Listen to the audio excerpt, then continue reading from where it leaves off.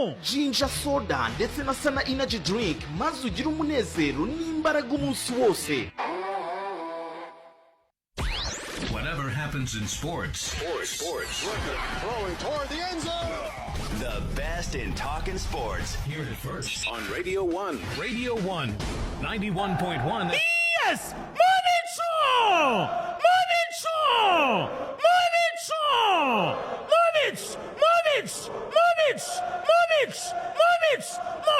N'ikipe ya Arsenal byarenze mu bicu nabyise mu ijuru.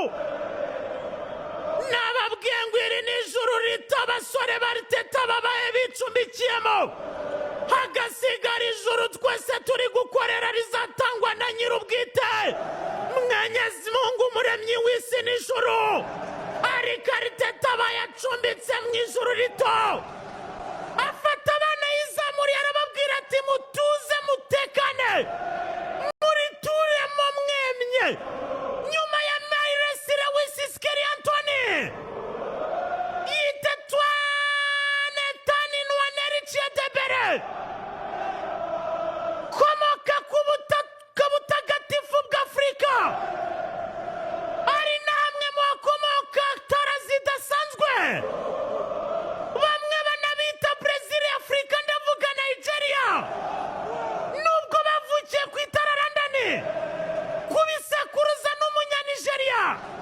Etani nwaneri Chiedebere. Reba mu cyubahiro asanga uwita Bukayo Saka Temidayo Hayo Yinka. Aramubwira atawutari. Twarahabaye. Tuzahaba. Tuzakora ibitangaza. Confirmasi imbere ya Manchester City. Igitego cya mbere cyari cyo kwereka abafana ko batigeze bakurikira umuyaga na Arsenal n'iby'ibikombe bya shampiyona n'ibikunda kuza banaheruka igikombe kera ariko ni ukwibutsa ko umujyo bawurimo. Igitego cya kabiri ni ukwerekana proje ngo kwihari. Igitego cya gatatu ni uguhanira Man City imyaka y'amaziba babaza. Igitego cya kane ni ukwereka Pep Guardiola ko agomba kwitekerezaho akongera gusubira mu bitabo.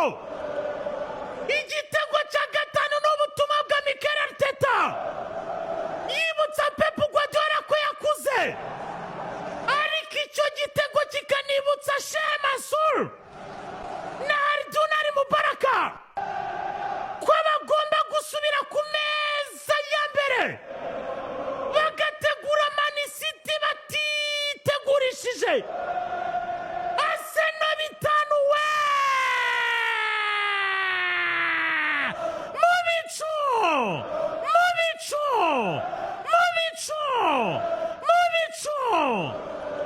Arsenal ishaka igikombe cya shampiyona.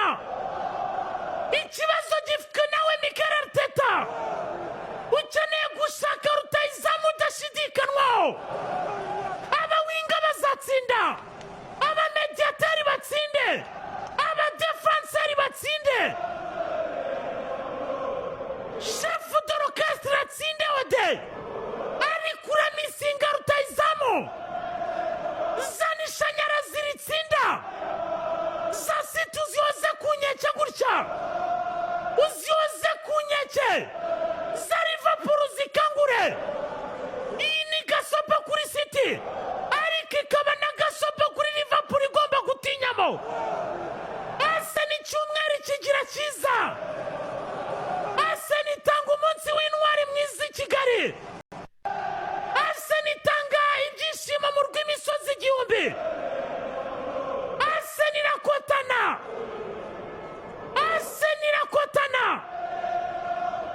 Arsenal iri kurasa nk'inkotanyi. Shimisha intore zirusha intambwe. Intore nkuru His Excellency wacu. Arsenal itanga umunsi w'intwari mwiza. Arsenal kama jeshi. Arsenal nk'inkotanyi. Visit Rwanda ikwira hose isi yose. Urashika bashaka kwipimaho kandi bidakunda.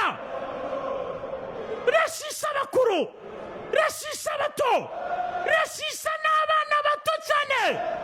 Etani Nwaneri Chiedebere, Shidi utari wa APR, Shidi nyawe wa Arsenal, Shidi umusimbura wa Bukayo Saka Inka, Shidinho, Etani goal, Chiedebere, Movic,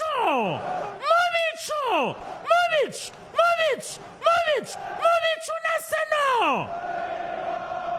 Chuchuma bebe. Titi Zabun. Arsenal ifata Manchester City. Ititaye kuri Terminator Harande. Ititaye kuri De Bruyne. Ititaye kuri Messizinho. Wongera n'abamarimushe bumiwe. Marimushe bamubwira ku Premier League. Nabwo ari Bundesliga. Arsenal itanzi muri Kigali. Arsenal icyumweru kigize diyama. Icyumweru kigize zahabu. Arsenal iracyatanga Noheli na Bonane. Ariteta umwiga yavuye mu mugabo. Nababwiye ngo igisige ni piyonto cyane. Ari Alexander Isaka cyangwa se ba Victor Gyökeres. Ariko process na proje zirimo.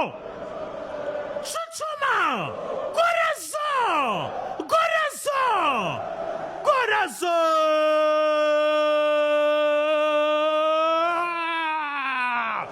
ubutumwa buva i Kigali bwabanje Londoni. Mumfashe tubwohereza za Mbujimayi na za Kinshasa. Yewowe ainya Arsenal akazi mu buryo buri class, clear and clean. Sukura umujyi mu buryo bwiza. Sukura London uyigire nziza. Banduza Manchester. Jugunya ibishanga bi Manchester.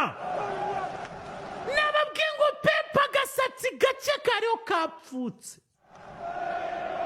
Yewowe mana we. Aya ni amateka azavugwa na bose. Pep arya bitanu si kenshi. Yes, kunda